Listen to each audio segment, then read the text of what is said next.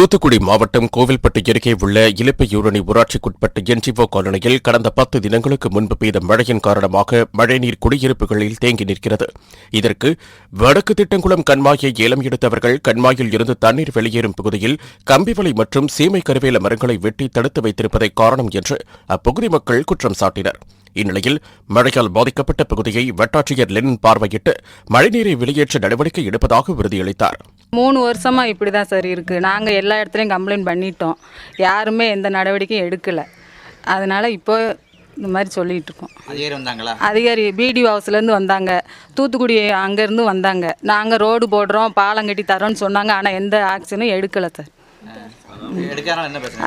அதனால இப்போ இந்த வருஷம் வரல. இந்த வருஷம் கம்ப்ளைண்ட் எல்லா இடமும் பண்ணிட்டோம், வாரங்க யாரும் வந்து எந்த நடவடிக்கையும் எடுக்கலை. இப்போ நாங்கள் அங்கே சொல்லி எங்களுக்கு ஏதாச்சும் அந்த கால்வாயை திறந்து விடணும். நாங்களாம் செலவு பண்ணி எங்கள் வீட்டு எதனாலும் நீங்கள் எங்கள் அது நடவடிக்கை அரசு சொல்லி நாங்கள் எல்லா இடமும் பண்ணிட்டோம், எல்லாத்தையும் வச்சுருக்கோம். வங்கக்கடலில் உருவான புயல் காரணமாக சென்னை, திருவள்ளூர் ஆகிய சுற்றுவட்டார பகுதிகளில் கனமழை பெய்து வருகிறது. இதனால் சென்னைக்கு குடிநீர் வழங்கும் புழல் ஏரி வேகமாக நிரம்பி வருகிறது. இந்நிலையில் பத்திரப்பதிவுத்துறை மற்றும் வணிகவரித்துறை அமைச்சர் மூர்த்தி புழல் ஏரியை ஆய்வு மேற்கொண்டு ஏரியின் நிலை, ஏரியில் இருந்து வெளியேற்றப்படும் நீரின் அளவு குறித்து அதிகாரிகளிடம் கேட்டறிந்தார். இதனைத் தொடர்ந்து மீட்புப் பணியில் ஈடுபடுவதற்காக தேசிய பாதுகாப்பு மீட்புக் குழு தங்கியுள்ள திருமண மண்டபத்திற்கு நேரில் சென்று மீட்புப் பணி குறித்து கேட்டறிந்து பின்பு பாதுகாப்பு உபகரணங்களை பார்வையிட்டு சென்றார். கடலூர் மாவட்டம் காட்டுமன்னார் கோவில் அருகே மேலப்பாக்கத்துறை கிராமத்தில் குடியிருப்பு பகுதியில் இருந்து பேருந்து நிலையம் வரை 1 கிலோமீட்டர் தூரம் உள்ள சாலை மிக மோசமாக உள்ளது. மேலும் மழைக்காலங்களில் சேரும் சகதியமாக இருப்பதால் இந்த சாலையில் செல்வோர் கீழே விழுந்து காயமடைந்து வருகின்றனர். இந்த சாலையை உடனடியாக சரி செய்து தரவில்லை என்றால் ஊராட்சி ஒன்றிய அலுவலகத்தை முற்றுகையிட்டு போராட்டம் நடத்தப்படும் என்று அப்பகுதி மக்கள் தெரிவித்து வருகின்றனர். இதேபோல் கிராமத்தில் பொது கழிவறை வசதி இல்லாததால் திறந்தவெளியை கழிவறையாக பயன்படுத்தும் அவல நிலை உள்ளதாகவும் கூறினர். எனவே மாவட்ட நிர்வாகம் உடனடியாக நடவடிக்கை எடுத்து தரமான சாலை மற்றும் பொது கழிவறை வசதி ஏற்படுத்தி தர வேண்டும் என்றும் கோரிக்கை விடுத்துள்ளனர். மக்கள் நல்வாழ்வுத்துறை மற்றும் பொது சுகாதாரத்துறை சார்பில் தூத்துக்குடி கடற்கரை சாலையில் நடப்போம் நலம் பெறுவோம் என்ற விழிப்புணர்வு நடைப்பயணம் நடைபெற்றது. சுகாதாரப் பணிகள் துணை இயக்குநர் மருத்துவர் பொற்செல்வன் தலைமையில் நடைபெற்ற இந்த விழிப்புணர்வு நடைப்பயணத்தில் மாவட்டத்தின் பல்வேறு பகுதிகளில் இருந்து வந்திருந்த சுகாதாரத்துறை ஊழியர்கள் கலந்து கொண்டு நடைப்பயணம் மேற்கொண்டனர். இன்று நமது தூத்துக்குடி மாவட்டத்தில் மாண்புமிகு தமிழ்நாடு முதலமைச்சர் திரு மு.க. ஸ்டாலின் அவர்களின் அறிவுறுத்தலின்படி சட்டமன்ற அறிவிக்கையின்படி நமது மக்கள் நல்வாழ்வுத்துறை அமைச்சர் அவர்களின் ஆலோசனையின்படி இன்று நமது மக்கள் நல்வாழ்வுத்துறையின் சார்பில் நடப்போம் நலம் பெறுவோம் திட்டம் ஏற்கனவே மாண்புமிகு தமிழ்நாடு முதலமைச்சர் மற்றும் இளைஞர் விளையாட்டுத்துறை அமைச்சர் வந்து தொடங்கி வைத்தார்கள். சென்னையில் மாதந்தோறும் நடப்பதன் விழிப்புணர்வை ஏற்படுத்தும் பொறுத்து 8 கிலோமீட்டர் நடைப்பயணம், அதாவது நடப்போம் நலம் பெறுவோம் என்ற திட்டத்தின் கீழ் இன்று நமது கடற்கரை சாலையில் ஆரம்பிக்க இருக்கிறது. இது 2வது முறை. இதேபோல் மாதம் ஒரு முறை நடக்கப்படும். அதற்காக ஒரு முறைதான் இந்த தினமும் மக்கள் இதை கொடுத்து பயன்படலாம். ஏன் 8 கிலோமீட்டர் நடக்க வலியுறுத்துகிறோம் என்றால் அது 10,000 அடிகளை கூடும். 10,000 அடிகளை நடப்பது என்பது உடலுக்கு தேவையான வலுவையும் கொடுக்கும். உங்களுக்கு நான் கம்யூனிகபிள் டிசீசஸும் அது வர்றதுக்கு ப்ரிவென்டிவ் கேராக இருக்கும். So the first step in India to take the primordial care and primordial prevention. அதில் வந்து முதல் ஸ்டெப் இன்னைக்கு இந்த இன்றைய நடப்போம் நலம் பெறுவோம் நிகழ்ச்சியில் நமது நம்மளுடைய மரியாதைக்குரிய முதல்வர், அரசு மருத்துவக் கல்லூரி முதல்வர் அவர்களுடைய தலைமையிலும் நம்மளுடைய அனைவரின் முன்னிலையிலும் நமது அனைத்து மக்கள் நல்வாழ்வுத்துறை ஸ்டாஃப்ஸ், நம்மளுடைய தூத்துக்குடி துணை பணிகள் அலுவலக ஸ்டாஃப்ஸ் மற்றும் அனைத்து பிஎம்ஓஸ் அண்ட் கார்பரேஷன் ஸ்டாஃப்ஸ் அனைவரும் முன்னிலையும் இன்று நடக்க இருக்கிறோம். நன்றி. விருதுநகரில் மதுவிலக்கு மற்றும் ஆயத்தீர்வுத்துறை மற்றும் மாவட்ட நிர்வாகம் சார்பில் அரசு மருத்துவக் கல்லூரி வளாகத்தில் போதை விழிப்புணர்வு மாரத்தான் போட்டி நடைபெற்றது. இந்த மாரத்தான் போட்டியை மாவட்ட ஆட்சியர் ஜெயசீலன் தொடங்கி வைத்தார். இதில் ஆண்களுக்கு 10 கிலோமீட்டர் தூரமும் மற்றும் பெண்களுக்கு 8 கிலோமீட்டர் தூரமும் என 2 பிரிவுகளாக இந்த மாரத்தான் போட்டி நடைபெற்றது. இந்த மாரத்தான் போட்டியில் கலந்து கொண்டு வெற்றி பெற்ற பள்ளி மற்றும் கல்லூரி மாணவ மாணவிகளுக்கு மாவட்ட ஆட்சியர் ஜெயசீலன் சான்றிதழ் மற்றும் ரொக்கப்பரிசு வழங்கினார். விருதுநகர் மாவட்டம் சிவகாசி மாநகராட்சிக்குட்பட்ட திருத்தங்கல் நகர அரசு ஆண்கள் மற்றும் பெண்கள் மேல்நிலைப் பள்ளிகளுக்கு எதிரே கார்த்திக் என்ற தனியார் உணவுக் கடை செயல்பட்டு வருகிறது. இங்கு டிஃபன் சாப்பிட சென்ற வாடிக்கையாளர் ஒருவருக்கு தோசைக்கு ஊற்றப்பட்ட சாம்பாரில் விஷத்தன்மை கொண்ட ஆமணக்கு காய் கிடைத்துள்ளது. இதனைக் கண்டு அதிர்ச்சியடைந்த வாடிக்கையாளர் சாப்பாடு தட்டுடன் சென்று உணவு விடுதி பொறுப்பாளர்களிடம் தகவல் கூறியும் அங்கிருந்த பணியாளர்கள் யாரும் சரிவர பதில் கூறாமல் பொறுப்பின்றி செயல்பட்டதாக கூறப்படுகிறது. இதுகுறித்து பாதிக்கப்பட்ட நபர் தமிழ்நாடு உணவு பாதுகாப்பு மற்றும் மருந்து நிர்வாகத்துறையிடம் புகார் தெரிவித்தார். அதன் அடிப்படையில் உணவு பாதுகாப்பு அலுவலர் ராஜமுத்து சம்பந்தப்பட்ட உணவு விடுதிக்கு நேரில் சென்று ஆய்வு நடத்தி உணவு விடுதி நிறுவனம் சுகாதாரம் இன்றி பாதுகாப்பு இல்லாமல் செயல்பட்டு வருவதற்கு கண்டனம் தெரிவித்து உடனடியாக அனைத்து குறைபாடுகளையும் சரி செய்ய வேண்டும் என்று வலியுறுத்தி முன்னெச்சரிக்கை அறிவிப்பு செய்துள்ளார். திருப்பத்தூர் மாவட்டம் நாட்ராம்பள்ளி அரசு ஆண்கள் மேல்நிலைப் பள்ளியில் முதலமைச்சரின் விரிவான மருத்துவ காப்பீட்டுத் திட்டத்தின் மூலம் மருத்துவ காப்பீட்டுத் திட்ட பயனாளிகள் பதிவு செய்யும் சிறப்பு முகாம் நடைபெறும் என்று மாவட்ட நிர்வாகம் சார்பில் அறிவிக்கப்பட்டு இருந்தது. இந்நிலையில் பொதுமக்கள் மருத்துவ காப்பீட்டு அட்டை பெற அரசு ஆண்கள் மேல்நிலைப் பள்ளியில் குவிந்ததால் கட்டுப்படுத்த முடியாமல் போலீசார் திணறினர். இந்நிலையில் மாவட்ட ஆட்சியர் பாஸ்கர பாண்டியன் கூட்டத்தை ஒழுங்குபடுத்தி கட்டுக்குள் கொண்டு வந்தார். இந்த சம்பவம் அனைவரையும் கவர்ந்தது. திருவள்ளூர் மாவட்டம் மாரடை அடுத்த வடக்குநல்லூர் ஊராட்சிக்குட்பட்ட அம்பேத்கர் நகரில் தனியாருக்கு சொந்தமான பிளைவுட் தயாரிக்கும் நிறுவனம் இயங்கி வருகிறது. இந்நிறுவனத்தில் திடீரென தீ விபத்து ஏற்பட்டு காற்றின் வேகம் காரணமாக தீ மளமளவென கொழுந்துவிட்டு இருந்தது. இதுகுறித்து தகவல் அறிந்து சென்ற தீயணைப்புத் துறையினர் தண்ணீரை பீச்சியடித்து தீயை கட்டுக்குள் கொண்டு வந்தனர். இருப்பினும் இந்த தீ விபத்தில் பல லட்சம் ரூபாய் மதிப்பிலான பொருட்கள் தீயில் எரிந்து நாசமானது. இதுகுறித்து ஆரணி போலீசார் வழக்குப்பதிவு செய்து தீ விபத்திற்கு மின்கசிவு காரணமா அல்லது வேறு ஏதேனும் காரணமா என்று விசாரணை மேற்கொண்டு வருகின்றனர். நீலகிரி மாவட்டம் கூடலூர் அருகே உள்ள நாடுகாணி பொன்னூர் பகுதியைச் சேர்ந்தவர் ராமமூர்த்தி.